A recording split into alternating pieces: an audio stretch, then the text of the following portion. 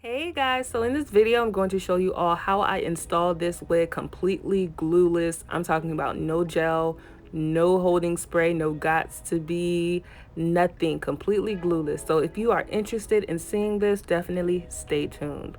So the hair, well, this wig comes from RESHINE Hair Company, and I received a 150% density wig. Now with the density, this is equivalent to about 2 bundles of hair, and it is 26 inches long. They sent me, a wig cap, nothing too crazy, just an information card along with the wig cap. But let's get into this wig. It is a 4x4 closure wig, and it comes with these combs, just like your standard factory made wig. The hair out of the box, I noticed, was very silky, soft to the touch, and I was very excited about doing this install.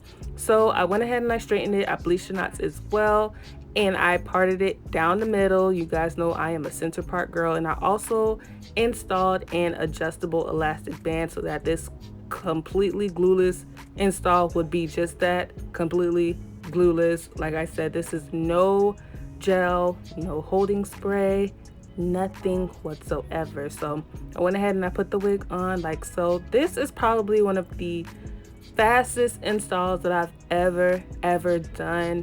As you guys can see, the wig is laying down super flat, and this hair is just super silky and soft.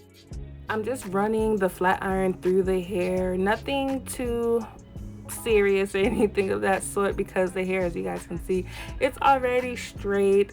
I am using the hot comb to tame the flyaways, and along with the hot comb I like to use like a wax stick just so that the flyaways can be tamed and laid down.